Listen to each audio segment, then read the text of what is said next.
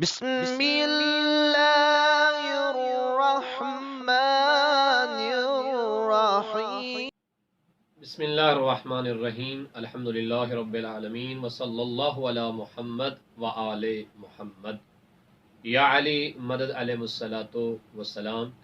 ایک انتہائی خوبصورت اور بہترین بات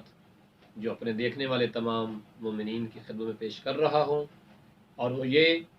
فروع کافی میں جناب شیخ کلینی رضوان اللہ تعالی علیہ نے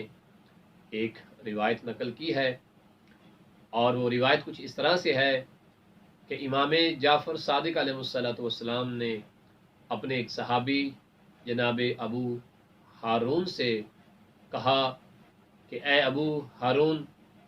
ہم اہل بیت اپنے بچوں کو جس طرح سے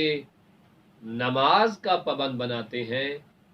اسی طرح ہم انہیں تسبیح جناب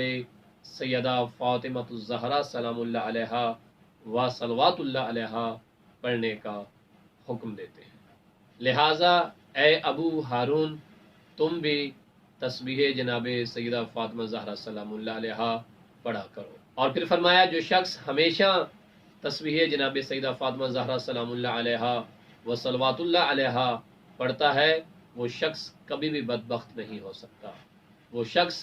ہمیشہ خوشبخت اور سعادت مند ہوگا، اور اسی خوشبختی اور سعادت مندی کے ساتھ وہ اس دنیا سے رخصت ہوگا۔ لہٰذا ہمیں چاہیے کہ ہم باقاعدگی کے ساتھ ہر نماز کے بعد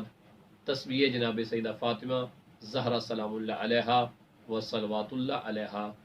ضرور پڑھیں۔ وصلی اللہ علی محمد وآلہ